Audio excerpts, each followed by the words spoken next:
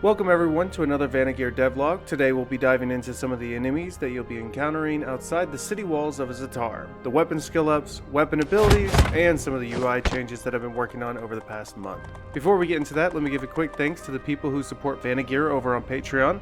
I'll talk more about that at the end of the video, but for now, let's check out one of the enemies that'll be walking up and down Za'Tar's rivers. Crabs. These will appear throughout the entire world of Gehenna, starting here. At the moment, these little guys have 3 BP skills: Bubble Beam, Hardened Shell, and Burrow.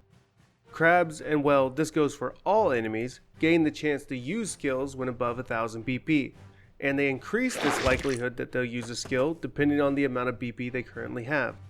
Different enemies have higher chances to use certain skills depending on if they have buffs or if the enemy they are fighting has a buff or debuff. Crabs will try to use Bubble Beam if the enemy they are fighting isn't currently afflicted by it.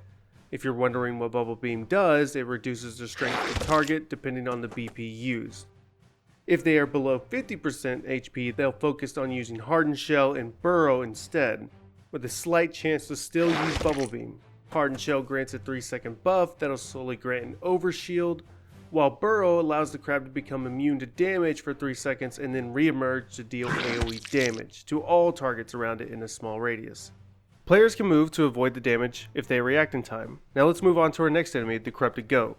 They also have 3 BP moves to choose from: Cursed Eye, Graze, and Ground Stomp. Cursed Eye damages and silences all targets in a cone in front of it. Players are notified 3 seconds beforehand and can move out of the path to avoid the damage and silence, or just turn around to avoid the silence. The goat will try to keep silence applied to the target they are engaged with at all times. Now, the next skill is called Graze, and it heals for a small amount of HP. It's more likely to occur if below 75% HP and takes priority over Cursed Eye.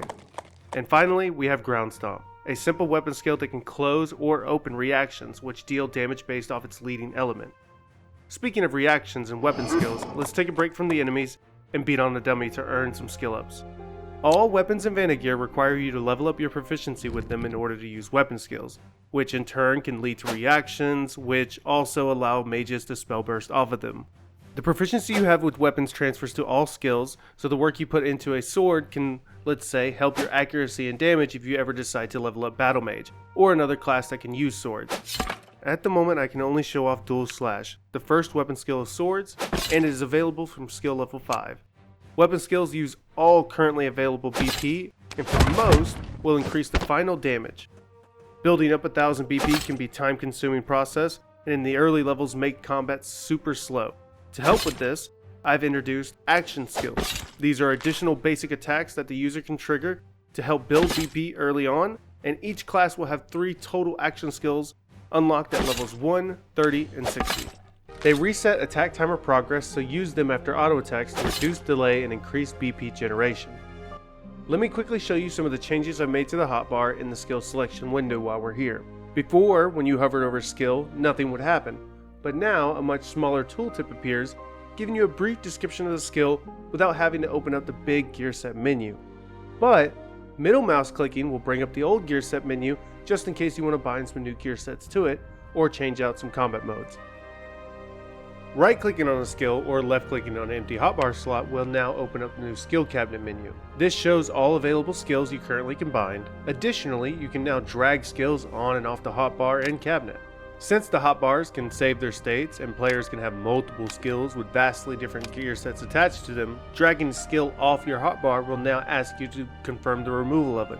Now let's go find the last and final enemy I have to show you all today. I'm pretty sure he's outside the city walls, so let's go find him. As you can see, I've been slowly building out Za'Tar and hope to have the fields outside the city done by the next devlog, but for now, you can kind of get a sneak peek into the city under construction.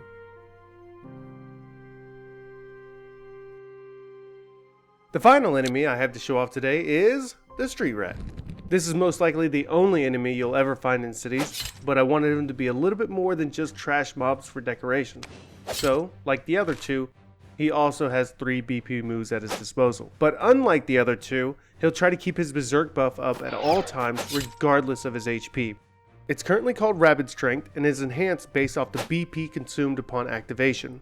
The other 2 BP moves are both considered weapon skills, but the first one, Rat Scratch, has a high chance to inflict poison with the added benefit of being able to open and close reactions. His final BP move, called Rat Bite, serves as an opener and closer for reactions, and is more likely to occur than Scratch. Now, everything I showed off today is alpha footage and subject to change going forward, but I honestly think that's all I have to share with you all today. I'm hoping to have at least 10 enemies done, and the Fields of Za'Tar finished by the next devlog. Also, around that time, I should have submitted an application to an Epic Megagrant, and have started work on a Kickstarter page. One thing I will say is that when the Kickstarter goes live, the Patreon rewards will go from alpha client access to beta client access. Now, anyone that has supported me on Patreon thus far will still retain alpha access. It's just that any new Patreon supporters that sign up for the Patreon after the Kickstarter is live will only have access to the beta client and any stress test weekends or anything along those lines. Speaking of Patreon, let me again say thanks to anyone who has helped support the project so far. If you're watching this and want to help, you can leave a like, sub, or comment. If you want to help financially, you can head over to the Patreon page at patreon.com/Vana'Gear or check the description of the video for links on how to support me. Thanks again for watching, and look forward to sharing more in the next devlog.